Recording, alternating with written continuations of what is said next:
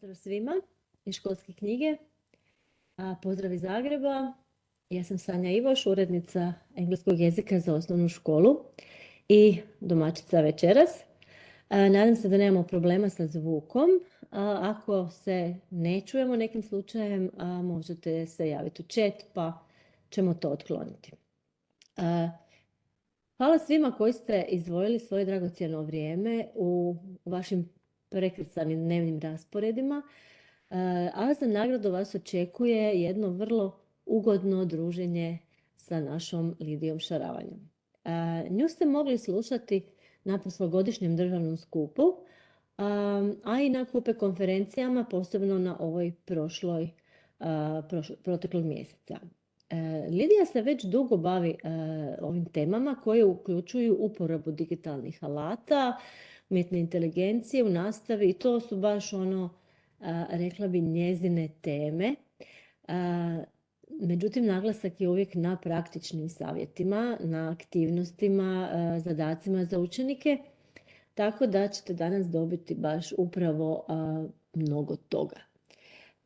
Kad smo dogovarali ovaj webinar, kad su se materijali o kojima će vam Lidija pričati izrađivali, moj komentar je bio da će ih vjerojatno koristiti učitelji za rad na dodatnoj nastavi sa učenicima koji su jezično možda jači ili digitalno pismeniji, možda motiviraniji, ali Lidija me izazvala i danas će nam probati prikazati kako su oni zapravo pogodni za sve učenike. Pa da ja ne dužim previše sa uvodom i da ostavim malo vremena i za vaša pitanja na kraju ili komentare, ja prepuštam ekran Lidiji koja nam se javlja iz Osijeka. Dakle, Lidija, ako si tu, možeš nam se priključiti. Ups. Nemamo sliku. Evo ga, to nimate. Jel tako, čujete me sada? Čujemo. Dobro. Još samo da vidim kako ćemo Evo, sekundica. Evo ga, sad me i vidite. Eto, Odlično. pozdrav. Kako je u Osijeku? Hladno je. Hladno je, ja sam našla najtopliji kutak u kući pored radijatora, ovdje sam se smjestila i tu vam se javljam. Eto. Evo, nadam se da ste svi pronašli neki svoj topli kutak i da će vam biti ugodno što ste došli. Hvala svima, kao što je Sanja rekla, što ste izdvojili vrijeme za ovo. Poslije podne, nakon posla, pretpostavljam. Evo, nadam se da će vam biti korisno prije svega i htjela bih vas pozvati da slobodno komentirate, postavite pitanja ili date neke svoje primjere ili prijedloge, tako da nam svima skupa bude zanimljiviji, da si malo razminimo iskustva, jer je tema zaista i pomalo kontroverzna koliko koristiti digitalne alate i tako dalje. Pa uvijek je bogatstvo kad imamo više mišljenja i možemo nešto novo naučiti, promisliti sa druge strane i tako. So, if it's okay with you, I would like to start with my presentation now. Okay, so maybe you were wondering what... Oh, sorry.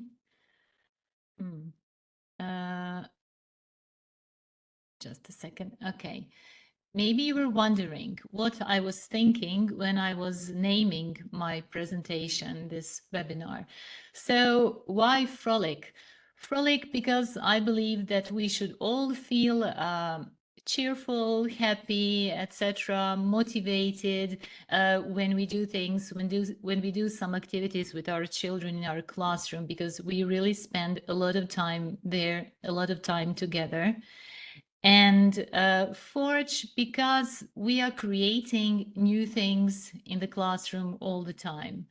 And it is not just something that they write, draw, not just presentations, but also a lot of language skills and also a lot of other skills like soft skills, or let's call them the skills of the 21st century, or transversal skills that are all in our cross-curricular outcomes. And if we do it in digital surroundings, I believe there are some advantages, but also disadvantages to that. Well, I would like you to think about when you started using digital tools first. In my case, it was mostly during the COVID, when there was no other way, but we had to do it that way. And that's where I noticed that there are some advantages to doing it. But as I already said, there are also some disadvantages, and you will probably agree with me. Another thing that we can use in digital surroundings, except for the tools, is artificial intelligence. I'm not sure how often we use it. Maybe we are not really comfortable with it yet. And somehow we might feel like we're in the middle of the storm that is going around us, and we do not know all the time what to do with ourselves.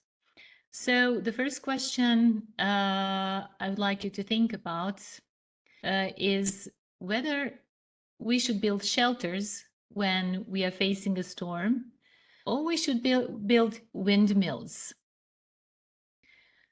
Well, I was also thinking about that a lot, and there was this motivational commercial that said, build windmills.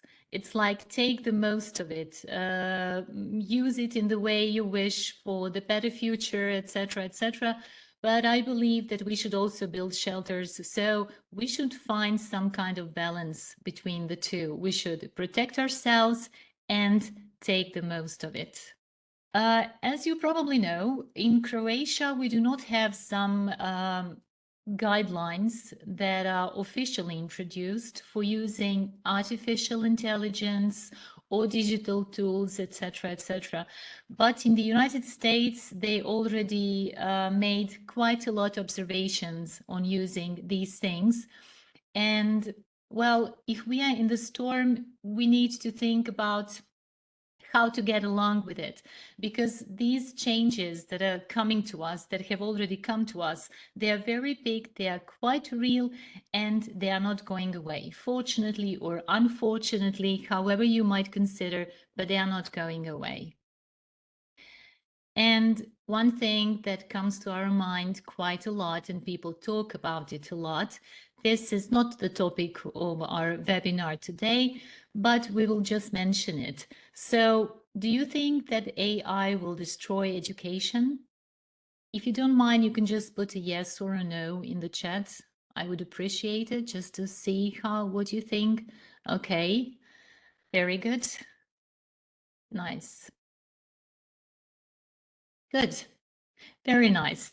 Okay, recently when I was on a Carnet's conference, there was this, well, you probably all know Professor Predrag Pale, who said that teaching and learning English language will be quite different because there are a lot of new tools, artificial intelligence tools that can translate almost simultaneously. But if somebody wants to sign a contract or things like that, well, that is the point when you need to be very proficient in a language in order to use it. So some of these are sociological and philosophical questions. We are not going to go into it, but what we are sure of is that we need to change something to adapt to the new situation.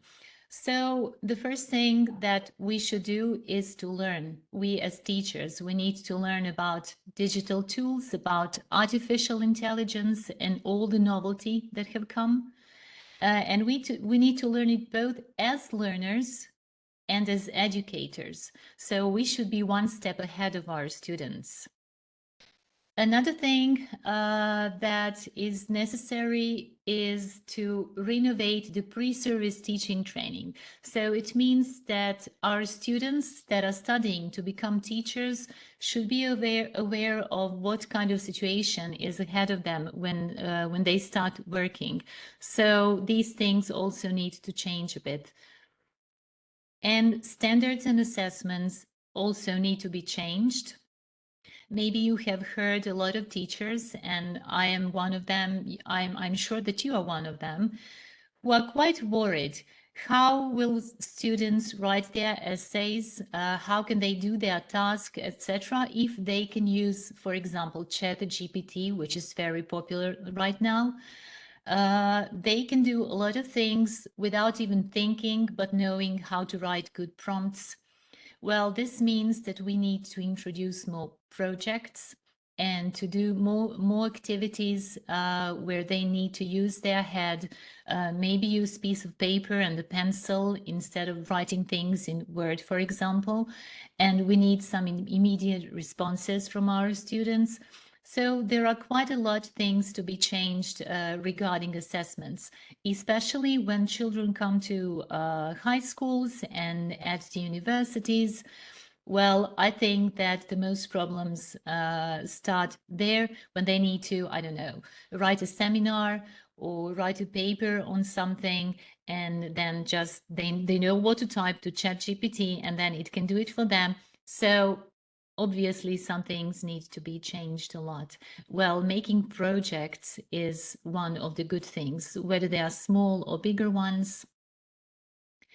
And as I already said, in the United States, they have already done some surveys, and there is this Education Week Research Center survey, which asked teachers how prepared they feel when it comes to artificial intelligence and similar challenges, and only 70 not only, but even 77% of teachers said that they are not prepared to that. Well, do we feel prepared? I don't know. I'm not sure. Okay, and this is what Chet Tovernitsky said. He is a teacher in the 8th grade in Pennsylvania. He says that he feels quite well, not up to the thing, because he says that children are ahead of us when it comes to using this technology, and we are just catching up. He said, I'm catching up, but I believe all of us are catching up. So do you have students who use artificial intelligence better than you can? I believe there are such students, maybe not many of them, but some of them do. But you know how those, well, children have, they are not afraid of things. Okay, so they will open ChatGPT and they will ask it questions, etc. But they are not really good at taking good care of their safety online. So they are not digitally literate as they might think they are. So they need to learn some things. And well, I believe that we need to create an environment and to set up an example for them, both parents and teachers, because who else will do that? And I know that you all have considered downsides and bad sides of using digitalities, so to say, and there is no need to go through them again, but I hope that we can all find some balance. And one of the things that you might consider helpful is asking yourself these 3 questions.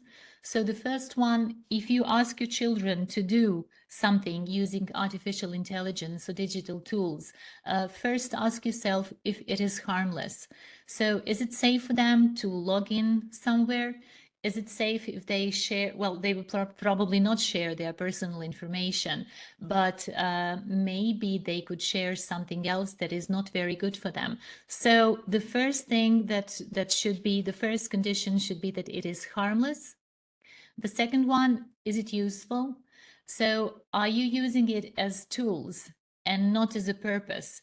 So I know that sometimes it's very interesting to use some tool, let's say if you write something and then you get a picture or a video or things like that, but does it serve the purpose that we want it to serve? So is it useful, or could it maybe be done in a different way and even more efficiently? If it is useful, and then we can combine all these things and consider the answers to these 2 questions, and then we can decide if it is beneficial finally as a final judgment. So if it is beneficial, okay, let's do it, but carefully, of course. UNESCO has some recommendations, and those that concern education are written here, and I have shaded them in yellow. And just look at the keywords. They are digital skills, media and information literacy, and then you get those soft skills like critical and creative thinking, teamwork, communication, socio-emotional, and AI ethics skills, etc., etc. So these are all things that we should keep in mind.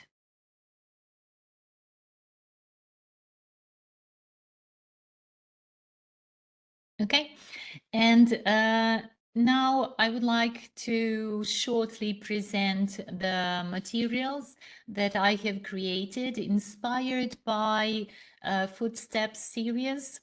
They are digital, little digital projects that you can do with your students. And even though they are based on Footsteps series, well, they use the curriculum outcomes, and you can use them if you use some other textbooks as well. And okay, I will discuss later the thing that Sanya mentions, that it is only for gifted children and very high achievers. Okay, we'll see that. Okay, so one of the activities that that is in this material is creating your avatar. So let's see what we can get if we ask children to create their avatar. Let's talk about the tools first. So maybe you are familiar with Bitmoji or tools like that, where you can choose some options like hair, eyes, eyebrows, nose, clothes, etc. So you don't have to write or talk much. You just choose them, click them, and you can create your avatar. And then you can use artificial intelligence, and you can make avatar from scratch, which means that you can type the text, describe your avatar, and then it shows up. It usually gives you a couple of suggestions, so you can choose the one you like best. So this here is the first step in which you can help also children who are not that proficient in English, who are not going to be brave enough to write text. They can just choose the options, and then they can use very simple language to describe, to say something about their avatar. And here you can see some of the tools for creating avatars. There are many, many more. And I have also listed quite a lot of these tools in FROLIC Digiland, the materials. And I don't know, I believe that you have used some of them. I bet you all used Canva. And this is a very interesting thing that Canva has. It says, be a good human. So these are some terms that Canva wants you to respect, and they are based on some ethical guidelines. So if you do not obey these terms, then it might suspend or terminate your account. This is the language that children actually understand. So be very careful, or Canva will terminate your account and you will not be able to use it anymore. But well, what you might expect from children who are primary school children is that they have all kinds of ideas. So one of the things that are mentioned here are obscene gestures, bodily fluids, and other profane subjects. So they are not allowed to ask artificial intelligence to create images that consist of such things. When I did a workshop with my 8th graders last year with my IT colleague, she told them, you know that you have to register here. Don't do silly things because you don't want policemen to knock on your door and ask who did it. Okay, so this is also something they will understand. And I know that they have, well, let's say wild imagination when it comes to creating images. So they need to know right away that some things are just not okay to do, and they will have some consequences for it. Okay, so this is the example of a text-to-image artificial intelligence. This one is created in Canva. As you see, the prompt was, the boy is around 10, short and plump, shoulder length hair, wavy, green jersey, orange shorts, green sneakers. And then you can write that the image is realistic, because it can be also some other style like comic style, artistic, etc. Vertical, you can have it horizontal as well. And I wanted colors to be strong and vivid. And this is the boy that I got. This is only one picture. There were a couple more. This was the second picture, and as you see, this tool didn't provide green sneakers, or at least we cannot see them. And in this one, the boy has green eyes or blue eyes, not brown eyes, but there is something even more peculiar. The boy has 3 arms. So as you see, the artificial intelligence in some tools, it is not that profound yet, but maybe in some tools that we pay, but those that are free and available to us, they make mistakes. And it is okay to say to children that it can also make mistakes. This is one of the projects that I put in the textbook for the 8th grade. It's called Imaginary Me. So this is a project in which children create their avatar. And you can ask them to do so, to be totally free and create an avatar they want. So they can be whoever they want, wherever, so they can invent a place also, their looks. They can have all kinds of traits they wish. They can even have superpowers, and they have the ability to learn whatever they like. And the thing that I like about this task is telling them to think about what they would like to change about themselves, and to also to think about what they would never change about themselves. So to think why they love themselves and what is good about them. Okay, and what they can talk or write about, it depends on you, right? What you expect them to do, what you want to practice with them is looks and personality. So in the 8th grade, their vocabulary about clothes and accessories is much better and richer than in the 5th grade, let's say.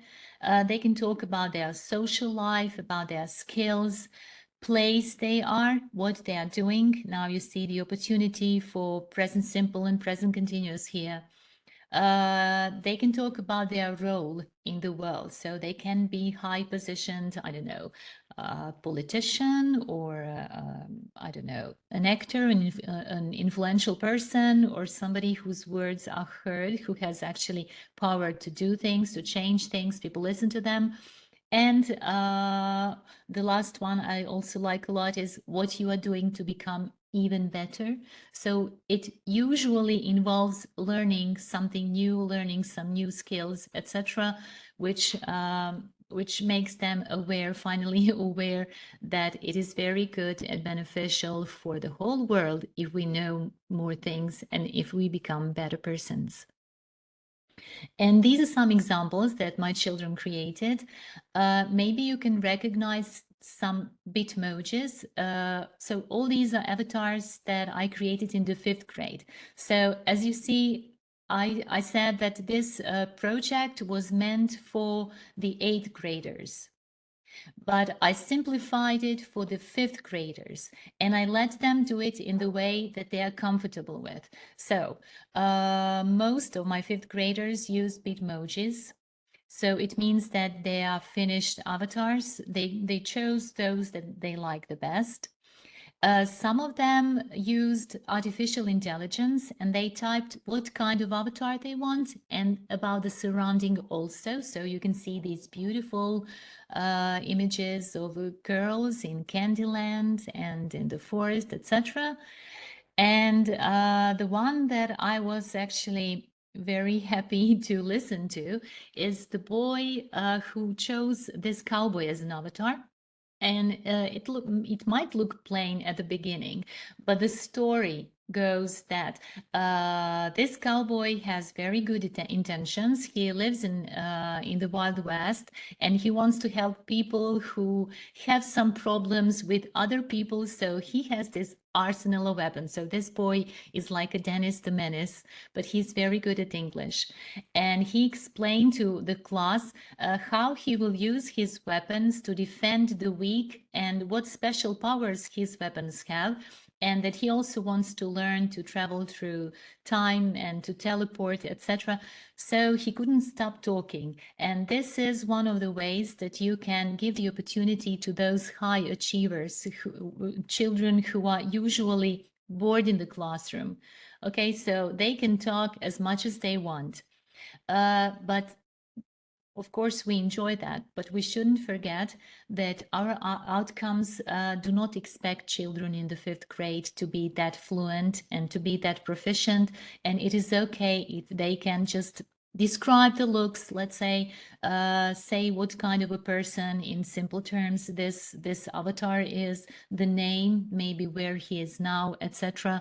So let's not forget those who cannot be that eloquent. This here is the second project. It is in the 7th grade textbook called To the Rescue, and it is creating superheroes. Here are some tools that you can use to make that. And now you can see some of the topics, okay, that children can talk about or write about. So again, it is the superheroes' looks and personality. You can ask them to talk about their family, so you can use the vocabulary of family members, in-laws, etc., etc. If they talk about their mission, it means that they need to think about the dangers or the problems of the world, so they have the mission to make things better. About their readiness to save the world, which is threatened by something. It can be physical readiness or mental readiness. So they can say that they practice a lot, that they work out, that they have motivational speeches on a daily basis, etc. So there are really many opportunities for them to talk. All right, it depends on you. They can also say something about their strengths and weaknesses, because superheroes are not perfect creatures. Because if they were, only one of them would be enough to save the whole world from whatever. And this is a good point to stress out how important teamwork is. And it is the team in which people are different, so that we can do more things with our different abilities. So another thing that they can do is make an interview with superheroes. So they can practice asking questions, giving answers, having some kind of dynamic talk. Then superheroes as a role model or an anti-role model. You can ask them if there are some negative characteristic traits of superheroes, if it's possible. Like maybe they can become arrogant or egoistic or selfish or things like that. So there is a whole the whole range of personality characteristics that you can discuss with them. And then special powers. What special powers can a superhero have if he or she wants to make the world a better place? So it doesn't always have to be strong muscles, flying, reading mind, etc. It can also be making people laugh. Do we need more laugh around us in our immediate surroundings or throughout the whole world? Maybe solving people's problems if we are sad when we see that other people are struggling, or we are struggling ourselves. Finding home for stray animals. And the thing that I, as a person who lives in Slavonia these days, would really like to have a superhero with this special power is the power is making plastics disappear. You know that we had a great fire of plastics, and I don't even want to think where it is right now and where it will be in near future. Okay, so what can we teach with such a project? Regarding language, there are always those three questions that children mistaken quite a lot. So this is one of the opportunities to practice these the differences between these questions with them. What is she like? What does she like? What does she look like? Okay, and then about clothes, what is she wearing? You can practice present simple, present continuous in numerous situations, like talking about usual whereabouts, or what that superhero is doing at the moment, what other people are doing, what is happening to them, etc. You can talk about the superhero's plans for the future. So you can use any future tense if you adjust your situation to it. You can talk about past adventure of your superhero, or you can talk, they can talk about their experience using present perfect. What this hero should do, mustn't do, need to do, etc. So the range of models. Or you can ask your child to practice some reported speech. And don't forget that you can take the role of a mentor here. So yes, we are teachers, but we can also be mentors. So we can help them with the task. We can just guide them a little towards something and try to see what they want to do, what they can do the best, and to keep their motivation as high as possible, because this is the best way for them to do things and to make some progress. Okay, and what do we teach with this except for the language? It is digital literacy, of course, when they choose their tools, when they do safe registration. And the question is how we can use AI ethically. And now take a look at the pictures of my superhero. So Canva usually gives us 4 pictures, but Canva created something that Canva itself recognizes as some kind of a threat. It says that one result may not meet our policies.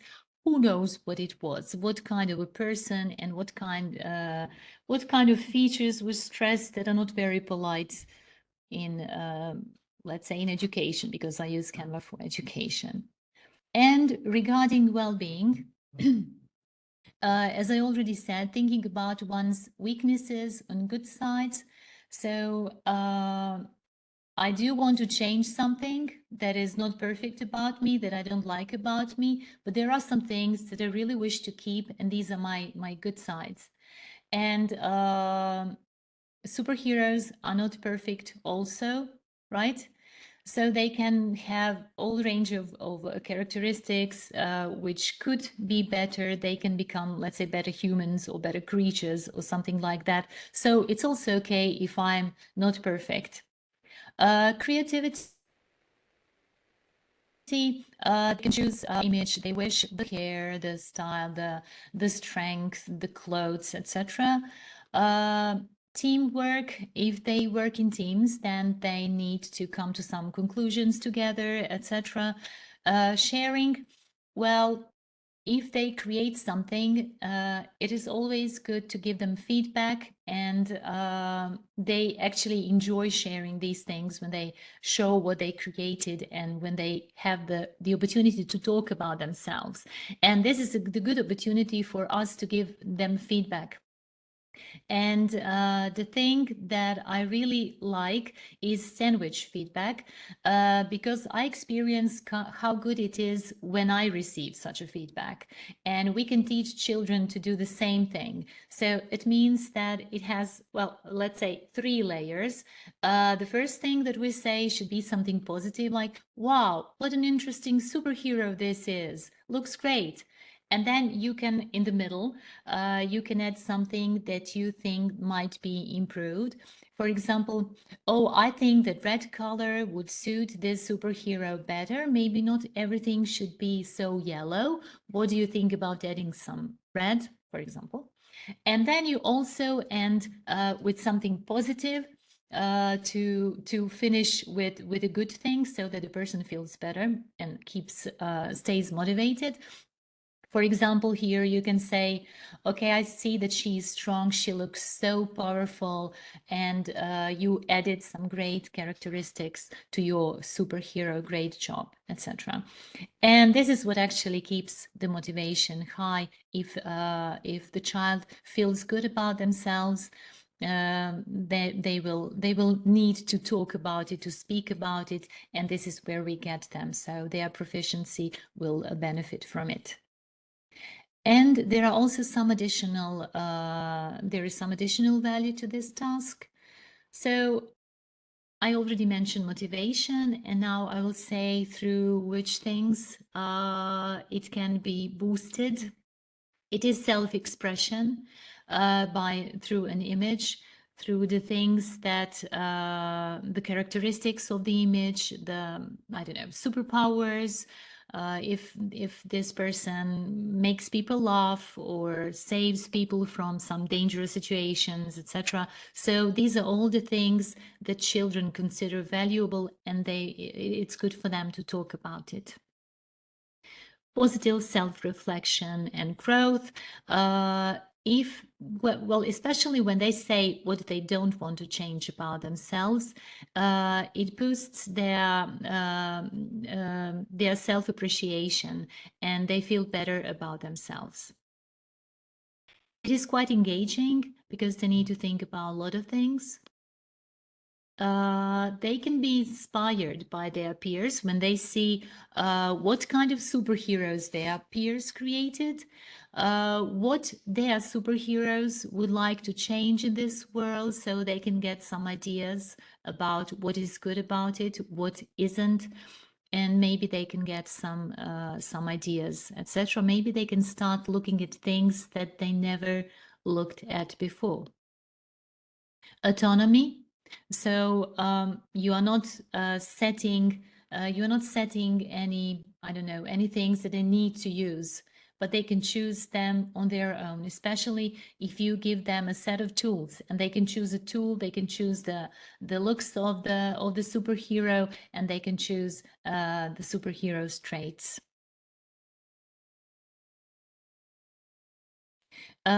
And a great thing to do with all of these works that are digital would be to create a repository. I have created my repository on Wakelet, and this is where I put the digital works of my students. It's good for them because they have the feeling that you don't just, I don't know, wrap the paper at the end of the school year and throw it away, or the posters that they do. It's always there somewhere. And you can use these works for other students when next year, for example, or in 2 years when you want to show them an example. But also the child who did it can come back in a couple of years to see what they created when they were little, when they were smaller, when they didn't speak English that good and didn't use technology that well. Oh, sorry. I did something. No, just a second. Okay. Okay. And sharing, well, as I already said, when they show to their peers, to their classmates what they did, it is very good for them. And it also boosts their critical thinking, because you need to make everything as good as you can when you want to share it with others. And if it's not that well this time, it will probably be better next time, because they know that everybody is going to see it. Okay, now, sorry. Okay, so editing photos is another activity that you can do, and you can make a lot of it. Here are some tools that you can use. As you see, Canva is here again, but also some others. You might be familiar with some of them. And what can we do with this activity? Okay, the activity is in the textbook for the 7th grade. It's called Once Upon a Time. And it is telling a story with the help of clouds. So before children start, you can ask them to go outside to look at the clouds, look for familiar shapes, and if they find them, they can make photos. And this is where the story can begin. Okay, and after that, they can make some doodles on their photos. I'm not going to open this link now, but there is a link which, when you open it, shows the bunch of photos with clouds with doodles on it, and they look really amazing. It is very creative and very interesting. So you can ask them what happened, and what you can ask them to do is to, for example, tell the story. These questions here are screenshot from the FROLIC Digiland material, so maybe you don't see them that well, but these are the questions that children might find useful when they are doing this task. I will read just a few of them in case you cannot. Who is the story about? You can say something about each character or about some of them. Where and when did it happen? Did they say anything? What was the relationship between the characters? What happened? Talk about the events chronologically or not. Can you compare the events from the story with those in real life? Is there a moral to the story, etc.? So what language can we teach here? And keep in mind again that you are a mentor here, and not every child maybe needs to do everything. Some of them you can adopt them. For example, I have a boy with special education needs, and he did something really simple. Okay, you can, I don't know, he drew something in Canva and wrote just a few sentences, and it was okay, but he did it himself, and he was inspired by the clouds and everything. So it is really up to you what you will ask them. And regarding language, you can practice almost anything, like talking or writing about past events. Reported speech, what did he say? He said that she asked if, etc., etc. You can make dialogues, not just reported speech. They can describe characters, sorry. They can use prepositions if they are talking about past. It all depends on what you wish to practice. And you can aim the vocabulary. You can ask them about the setting, the topic, or whatever it is that you wish. And of course, you can encourage them to use complex sentences, but it is all up to you and what you wish to achieve with the task. Okay, so what do we teach with this except for the digital literacy? So we're encouraging children to go outdoors, to spend some time, to look around, to see the world. Well, once they look for the shape of clouds, they will probably do it more often afterwards. They become creative in making these doodles. You encourage their positive emotions, playfulness, let's play with the shapes, building narratives. So in building narratives, they always talk about themselves in a way. So this is a good way to reach to some children who, I don't know, maybe are not standing out all the time. They can express their emotions and reflection. Very often when they are building a narrative, when they are telling the story out of nothing, they say a lot about themselves and they think a lot about themselves. And the additional value of this task would be, again, motivation. And then regarding critical thinking, it is sharing, presenting what they did, self-evaluation. So before they let anything out, they will think if it is okay, if it is good enough, etc. Peer evaluation. So children who see what somebody did will say instant feedback, of course, hopefully, what is good and what could be better about it, and they are responsible for everything they do. Another task is Me, a VIP. It is creating a photo collage. These here that you see, Canva, Photo, Bifunky, etc., are some of the tools that you can use for that. So imagine that you're a VIP. You can make great decisions and you can change the world. And the digital task would be find appropriate images, add text to your images, and make a photo collage and then talk about it or write whatever. So here they have to mention what their profession is. Again, an opportunity for some vocabulary building. Then they can write or talk about what they would like to change. And before they say or write what they would like to change, they have to think about what changes they would like to see around themselves. The task also says write a sentence or two on each image. And this is where teacher equals mentor when it comes to language is using the second conditional. So this was the task that I wanted to create for practicing second conditional. And regarding the language, of course, as I said, practicing vocabulary, conditionals, for example, if I were the president of the universe, I would do this or that. If I become an influential person, I will do that. Spelling and punctuation, because if they write things, sentences, complex sentence, if it's conditional, then it is complex, but you can also ask them to use words like so, because, nevertheless, etc. So again, it is up to you what you wish to practice with them. And what do we teach with this? Digital literacy, of course, well-being also, and some transversal skills. So it is critical and creative thinking if they need to look around themselves to find the things they don't like and they would like to change, and then think about who can change that, how they can change that.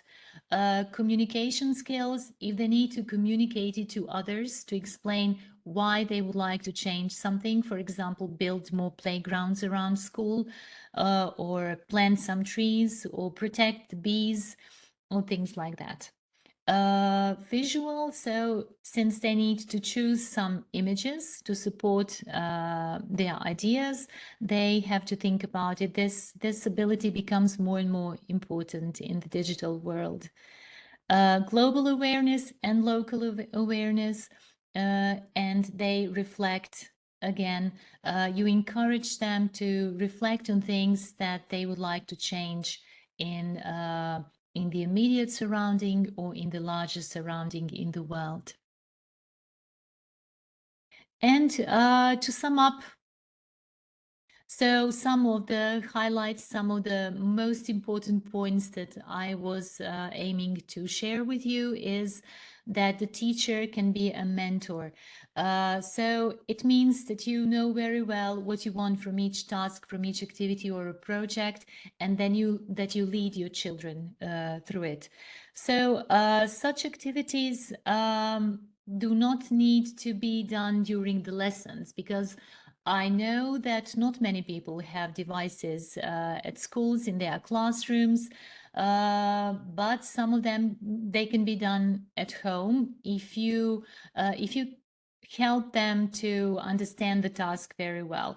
I have noticed that in my classroom, so there were 2 or 3 children who could do the task themselves. So they just read the steps that I wrote, and they did everything they were supposed to do. And there were children who had a few questions, and then I helped them. And there were children who had so many questions, and I thought that they never read a line. So everybody needs certain amount of encouragement and support to do something, and if we give them enough time, then it's not that stressful for us. For example, you can do one project in, let's say, 1 week, 2 weeks, 3 weeks. It is up to you. Motivation, if children create things and talk about them, they are motivated more than usually. all the activities follow the curriculum outcomes. And these are language skills, vocabulary, grammar, of course, and then some cross-curricular outcomes as well, like digital and media literacy, mental well-being, critical thinking, and transversal skills. And what is very important is the autonomy that students have when they are doing such activities, such projects. And it would be great to have a cloud repository so that they feel that all they created is stored somewhere. So it's not just gone and vanished, it's there. And this is a good opportunity to practice sandwich feedback. Okay, and this is again what FROLIC Digiland looks like.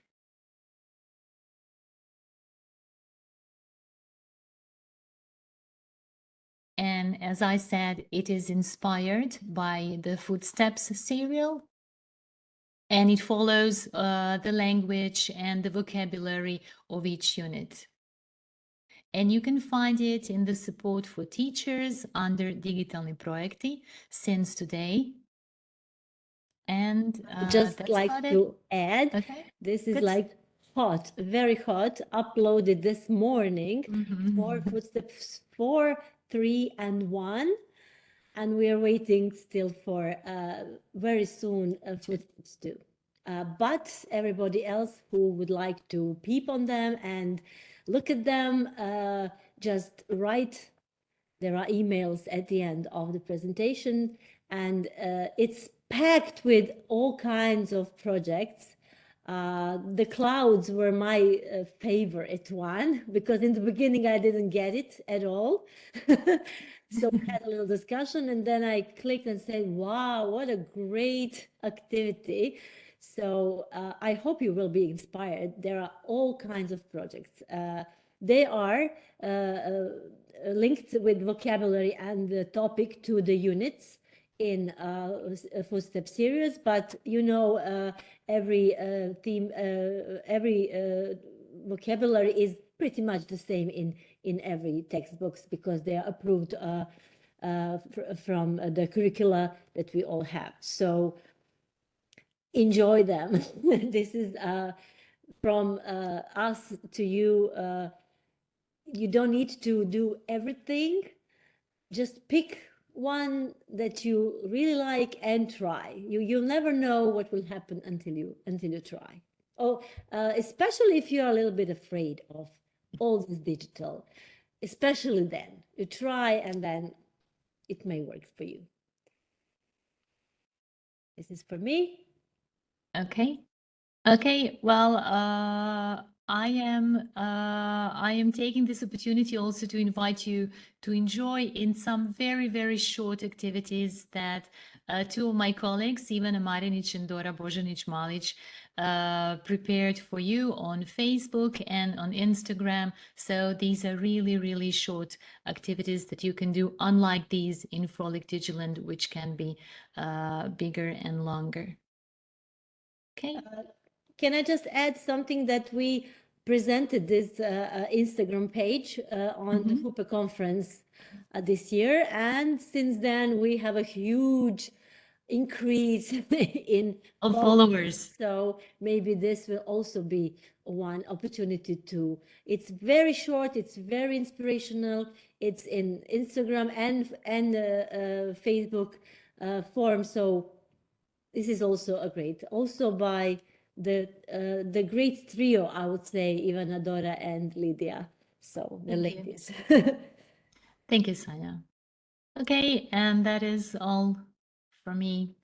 Thank you guys very much. I can see some greetings and okay, thank you. I'm glad you like it. Just a second. To everybody who would like the materials, just write to Sanja Školska knjiga email address, and we will send it to you. Yep. Okay. So enjoy the rest of your day. Yes. Relax. Thank you, Lydia. That was really, really nice. Thank you. Goodbye, everybody. Bye.